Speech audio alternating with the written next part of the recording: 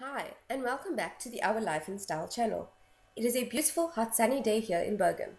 It has been like this for a couple of days now. Really hot. I hope that everyone is wearing sunscreen and that you are keeping hydrated.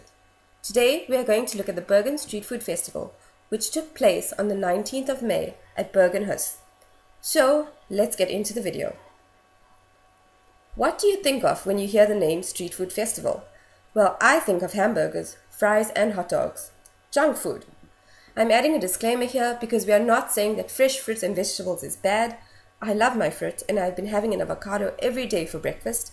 There's a watermelon in our fridge and we are even having roast veggies for supper tonight. There are just some days when you want to eat takeout. You want something that is unhealthy but tastes so good. We had this craving on the 19th of May. Bear in mind, National Day was on the 17th of May. So we were still in that celebratory mood. Just our luck, because there was a street food festival in Bergen that weekend. So we went to the city. I've included these pictures of the city taken during our walk because it was such a nice day and the city was so full. The sailboats were still in the harbor. Many of them had come to the city for National Day.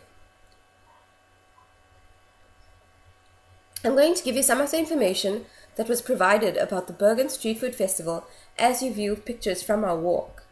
According to the advert, there were supposed to be at least 12 vendors from all over the world, a bar, and activities for the family. The entry was also free. The advert stated that the category of street food ranged from guilty pleasures through fresh temptations to spicy world food and sweet treats. The festival was open on Saturday from 12 until 8 and on Sunday from 1 until 8. Let's look at some of the vendors that were advertised. Takoyaki, which is Japanese food, bin lager steam buns, Melt from Trondheim, which sells grilled cheese sandwiches, Haleisen, which serves ice cream, Horn of Africa, which served Ethiopian food, La Mexicana, which served Mexican food, Holy Crepe, which served crepes, Pasty World, which sold pies, Sweet and Salt, the Digging food truck, which sold sandwiches, salads, and hot dishes, as well as the vegan pop-up cafe. Where are you off to? Bergen Street Food Festival. So we arrived. There were so many people there, as you can see from the pictures. There was a DJ, as you can see at the back of the picture. There were also many wooden benches so that you could sit, eat, and listen to the music. You can see the bar in this picture. There were alcoholic and non-alcoholic drinks on sale. Many of the vendors were selling drinks as well. Something that I want to talk about is the queues or the lines on the day. I've seen on social media that many people were very upset about the long lines that you had to follow at the different vendors. People were also confused about which lines belonged to which vendor. Some people were willing to wait, while others chose to leave. We chose to stay. Yes, there are going to be problems as this is the first time that this event was held. One of the vendors even told us that they had not expected such a big crowd.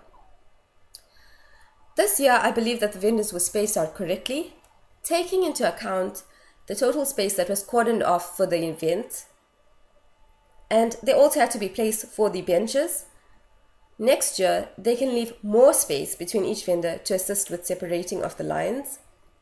In terms of the long lines, the vendors do not expect so many people, so they cannot justify employing so many workers if they do not make enough sales. Also, a food truck is not very big. There's only a certain amount of food that can be made at a certain time. But enough of that. Let's look at some of the vendors that were there. I did not take pictures of all the vendors. Okay, so these pictures show vendors that were at the front. They were the vegan pop-up cafe, La Mexicana, and Takoyaki. The vendors that were not pictured were Sweet and Salty and Pasty World. The vendors that were at the back were the Horn of Africa, Craft Beer Bar, Almond Drama, and Royal Burgers. Other vendors not pictured were Bin and Haleisen. We apologize if you have left out any of the vendors that were present as we did not see them. We were looking forward to trying out the grilled cheese sandwiches from Melt as we love our toasties.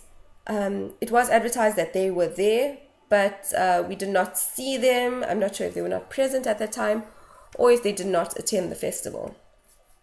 A good vendor to mention here is Royal Burgers, which served the same burgers as the Gin and Burger Bar. We did not purchase it on this day, as we do visit the Gin and Burger Bar frequently. It is an amazing burger and I would definitely recommend it. So what did we buy? We decided to try out 2 vendors.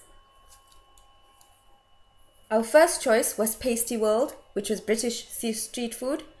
Their menu consisted of 4 different pies: Cornish, steak and gravy, chicken and mango curry, and Mediterranean vegetable, as well as sausage rolls. We love pies. Pies are a huge thing in South Africa, where we come from. You can get a pie anywhere and it is just a convenient food to eat. You do not need any utensils. So we were excited to try out the pies from Pasty World. They were really busy and they kept selling out. We managed to get our hands on a Cornish pie.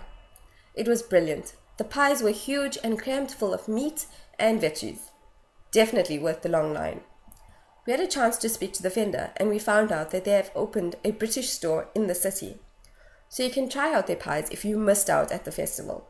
You will not regret it. We visited their store after the festival and the store sells British food, sweets and sauces as well.